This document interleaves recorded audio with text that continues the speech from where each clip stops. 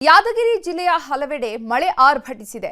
ಮಳೆಯ ಹೊಡೆತಕ್ಕೆ ಜಕ್ಕಮ್ಮ ದೇವಿಗೆ ಜಲದಿಗ್ಬಂಧನ ಉಂಟಾಗಿದೆ. ತೆಗ್ಗೆಳ್ಳಿ ಗ್ರಾಮದ ಶಾಲೆ ಆವರಣಕ್ಕೂ ಕೂಡ ಮಳೆಯ ನೀರು ನುಗ್ಗಿದೆ. ಯಾದಗಿರಿ ಜಿಲ್ಲೆಯ ಹಲವೆಡೆ ಮಳೆ ಆರ್ಭಟ ಮುಂದುವರೆದಿದೆ.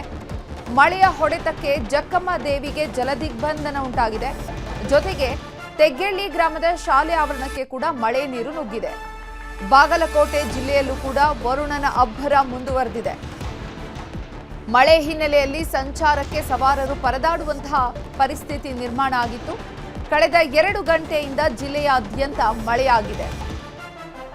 ಯಾದಗಿರಿ ಜಿಲ್ಲೆ ತೆಗ್ಗೆಳ್ಳಿ ಗ್ರಾಮದ ಶಾಲೆಯ ಆವರಣದಲ್ಲಿ ಮಳೆ ನೀರು ಸಂಪೂರ್ಣವಾಗಿ ತುಂಬಿದೆ. ತೆಗ್ಗೆಳ್ಳಿ ಗ್ರಾಮದ ಹೊರವಲಯದಲ್ಲಿರುವಂತಹ ಜಕ್ಕಮ್ಮ ದೇವಸ್ಥಾನದ ಮುಂಭಾಗ ಕೂಡ ನೀರು ತುಂಬಿಕೊಂಡಿದೆ. ಹಳ್ಳದ ರೀತಿಯಾಗಿ ನೀರು ತುಂಬಿ ಹರಿತಾ ಇದೆ ದೇವಾಲಯದ ಮುಂದೆ. ಯಾದಗಿರಿ ಜಿಲ್ಲೆಯ ಹುಣಸಗಿ ಅಮಲಿಹಾಳದಲ್ಲಿ ಗಲ್ಲಿ ಗಲ್ಲಿಯಲ್ಲೂ ಕೂಡ ಜಲದಿಗ್ಬಂಧನ ಉಂಟಾಗಿದೆ. ಮನೆಗಳಿಗೆ ತೆರಳೋದಕ್ಕೆ ಗ್ರಾಮಸ್ಥರು ಹರಸಾಹಸ ಪಡ್ತಿದ್ದಾರೆ. ಕಾರು ಹಾಗೂ ಬೈಕ್ಗಳಿರ್ಬೋದು ಎಲ್ಲವೂ ಕೂಡ ಮಳೆಗೆ ಹಾನಿಯಾಗೋಗಿದೆ. ರಸ್ತೆಗಳು ಸಂಪೂರ್ಣವಾಗಿ ಜಲಾವೃತ ಆಗೋಗಿದೆ. ನೋಡಿ, ವಿಜುವಲ್ಸ್ ಅಲ್ಲಿ ಗಮನಿಸ್ತಾ ಇರುವಂಥದ್ದು ಯಾದಗಿರಿಯಲ್ಲಿ ದೇವಾಲಯಕ್ಕೆ ಜಲದಿಗ್ಬಂಧನ ಉಂಟಾಗಿರುವಂತಹ ದೃಶ್ಯ. ಜಕ್ಕಮ್ಮ ದೇವಿಯ ದೇಗುಲ, ಈ ದೇಗುಲದ ಮುಂಭಾಗ ಹೊಳೆಯ ರೀತಿಯಾಗಿ ನೀರು ತುಂಬಿ ಹರಿತಾ ಇದೆ. ಮತ್ತೊಂದು ಕಡೆ ಬಾಗಲಕೋಟೆಯಲ್ಲಿ ಕೂಡ ಶಾಲೆಯ ಆವರಣದಲ್ಲಿ ಕೂಡ ಸಂಪೂರ್ಣವಾಗಿ ನೀರು ಆವರಿಸಿಕೊಂಡಿದೆ. ವಾಹನ ಸಂಚಾರವನ್ನ ಮಾಡಲಿಕ್ಕೆ ಕಿರಿಕಿರಿ ಉಂಟಾಗಿದೆ.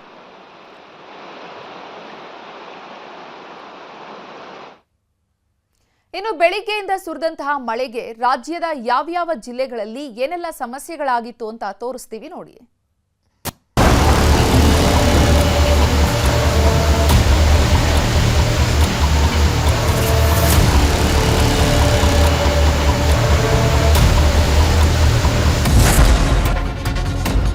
ಮುಂಗಾರಿನ ಹೊಡೆತಕ್ಕೆ ಬೆಳಗಾವಿಯಲ್ಲಿ ಸಾಲು ಸಾಲು ಅನಾಹುತಗಳನ್ನು ಸೃಷ್ಟಿ ಮಾಡಿದೆ. ಬೈಲಹೊಂಗಲ ಪಟ್ಟಣದಲ್ಲಿ ಮೇಲಿಂದ ಮೇಲೆ ಬೀಳ್ತಿರೋ ಮಳೆ ಜನರ ಬದುಕನ್ನ ಹಿಂಡಿ ಹಿಪ್ಪೆ ಮಾಡಿದೆ. ರಸ್ತೆಗಳೆಲ್ಲ ಕೆರೆಗಳಂತಾಗಿದ್ದು ಬೈಕ್ಗಳೆಲ್ಲ ತೇಲಾಡಿ ಹೋಗಿವೆ. ಬೈಲಹೊಂಗಲ ಪಟ್ಟಣದಲ್ಲಿ ಭಾರೀ ಮಳೆಯ ಪರಿಣಾಮ ಎಪಿಎಂಸಿ ರಸ್ತೆಯಲ್ಲಿರುವ 5 ಅಂಗಡಿಗಳಿಗೆ ನೀರು ನುಗ್ಗಿದ್ದು, photo studio, radium, stickering shop, JCB spare parts shop ಹಾಗೂ ಲೇತ್ ವರ್ಕ್ ಮಷಿನ್ ಅಂಗಡಿಗಳು ನೀರಲ್ಲಿ ಮುಳುಗಿ ಹೋಗಿದ್ವು. ಇದರ ಪರಿಣಾಮ ಲಕ್ಷಾಂತರ ರೂಪಾಯಿ ಮೌಲ್ಯದ ವಸ್ತುಗಳೆಲ್ಲ ಹಾಳಾಗಿ ಹೋಗಿವೆ. ಇಷ್ಟೆಲ್ಲ ಅನಾಹುತ ಆದರೂ ಸ್ಥಳಕ್ಕೆ ಬಾರದ ನಗರಸಭೆ, ಸ್ಥಳೀಯ ಶಾಸಕರ ವಿರುದ್ಧ ಸ್ಥಳೀಯರು ಪ್ರತಿಭಟನೆ ನಡೆಸಿದರು. 3 ಗಂಟೆ ಸುಮಾರು ಮಳೆ ಬಂತ್ರಿ.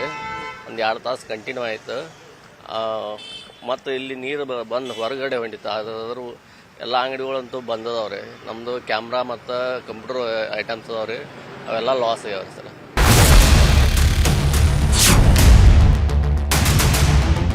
ಬೈಲಹೊಂಗಲದಲ್ಲಿ ಹಿಂದೆಂದೂ ಕಾಣದಂತಹ ಮಳೆಯಾಗ್ತಿದೆ.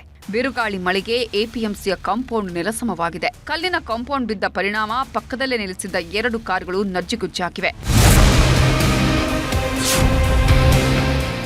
ಬೆಳಗಾವಿ ಮಳೆಗೆ ಜನ ಪತ್ರಿಗುಟ್ಟಿ ಹೋಗಿದ್ದಾರೆ. ಬಿಟ್ಟು ಬಿಡದೆ ಸುರಿದ ಮಳೆಯಿಂದಾಗಿ ಏಕಕಾಲಕ್ಕೆ 8 ಮನೆಗಳು ಕುಸಿದು ಬಿದ್ದಿವೆ. ಈ 8 ಮನೆಯಲ್ಲಿ ಬಾಡಿಗೆಗಿದ್ದವರು ಈಗ ಬೀದಿಗೆ ಬಂದು ಬಿದ್ದಿದ್ದಾರೆ. ಕೂಲಿ ನಾಲಿ ಮಾಡಿಕೊಂಡು ಜೀವನ ನಡೆಸ್ತಾ ಇದ್ದವರಿಗೆ ಸೂರೆ ಇಲ್ಲದಂತಾಗಿದ್ದು, ಮನೆಯಲ್ಲಿದ್ದ ಆಹಾರ, ಧಾನ್ಯ, ಬಟ್ಟೆ, ಪಾತ್ರೆ, ದಾಖಲೆ, ಹಣವೆಲ್ಲ ಮಣ್ಣು ಪಾಲಾಗಿವೆ. ಕೊಪ್ಪಳ ಜಿಲ್ಲೆಯಲ್ಲೂ ಮಳೆ ಅಬ್ಬರಿಸಿದೆ. 2 ದಿನದಿಂದ ಬೀಳ್ತಿರೋ ಮಳೆಗೆ ಅಳವಂಡಿ ಬಳಿ ಇರೋ ಹಿರೇಹಳ್ಳ ಚೆಕ್ ಡ್ಯಾಂ ಒಡೆದು ಹೋಗಿದೆ. ಚೆಕ್ ಡ್ಯಾಂ ಒಡೆದ ಪರಿಣಾಮ ಪಕ್ಕದ ಜಮೀನಿಗೆ ನೀರು ನುಗ್ಗಿ ದಾಳಿಂಬೆ ಬೆಳೆ ನಾಶವಾಗಿದೆ.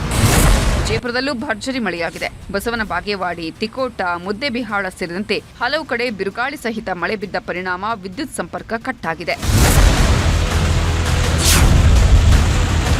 ಹಾವೇರಿ ಜಿಲ್ಲೆಯ ರಟ್ಟಿಹಳ್ಳಿ ಭಾಗದಲ್ಲೂ ವರುಣನ ಅಬ್ಬರ ಜೋರಾಗಿದೆ. ಮಳೆಯಿಂದಾಗಿ ರಸ್ತೆಗಳಲ್ಲಿ ನೀರು ಪಾಲಾಗಿದ್ದು ಜನಜೀವನ ಅಸ್ತವ್ಯಸ್ತವಾಗಿದೆ. ಕೆಲವೆಡೆ ತಗ್ಗು ಪ್ರದೇಶಗಳಲ್ಲಿ ನೀರು ನುಗ್ಗುವ ಭೀತಿ ಎದುರಾಗಿದೆ. ಮೊಣಕಾಲೆತ್ತರದಲ್ಲಿ ಹುಚ್ಚಿದ್ದು ಹರಿತಿದ್ದ ನೀರು ಸಿಕ್ಕಿದ್ದನ್ನೆಲ್ಲ ಕೊಚ್ಕೊಂಡು ಹೋಗಿದೆ. ಯಾದಗಿರಿ ಜಿಲ್ಲೆಯ ಹುಣಸಗಿ ತಾಲೂಕಿನ ಅಮಲಿಹಾಳದಲ್ಲಿ ಬಿದ್ದಂತಹ ಮಳೆಗೆ ಜನ ದಿಕ್ಕೆಟ್ಟು ಹೋಗಿದ್ದಾರೆ. ಮಹಾಮಳೆಯ ಹೊಡೆತಕ್ಕೆ ಗಲ್ಲಿ ಗಲ್ಲಿಯಲ್ಲೂ ಮಳೆ ನೀರು ನುಗ್ಗಿದೆ.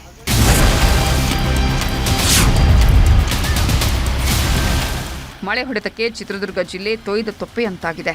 ಧಾರಾಕಾರ ಮಳೆಗೆ ಚಳ್ಳಕೆರೆ ತಾಲೂಕಿನ ದೇವರಹಳ್ಳಿಯ ಹಳ್ಳ ತುಂಬಿ ಹರಿಯುತ್ತಿದ್ದು, ಹಳ್ಳ ಭರ್ತಿಯಾಗಿದ್ದರಿಂದ ರಸ್ತೆ ಮೇಲೆಲ್ಲ ನೀರು ಹರಿತಾ ಇದೆ. ರೈತರ ಮೊಗದಲ್ಲಿ ಮಂದಹಾಸ ಮೂಡಿದೆ. ಮುಂದಿನ 5 ದಿನ ಮಹಾಮಳೆಯ ಎಚ್ಚರಿಕೆ.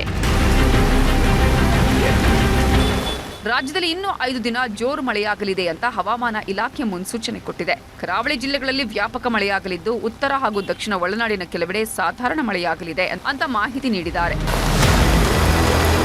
ಒಟ್ನಲ್ಲಿ ಕರುನಾಡಲ್ಲಿ ಮುಂಗಾರು ಆರ್ಭಟ ಜೋರಾಗಿದ್ದು, ಉತ್ತರದಲ್ಲೇ ನಾನಾ ಅವಾಂತರ ಸೃಷ್ಟಿಯಾಗ್ತಿದೆ. Bureau report, news 18.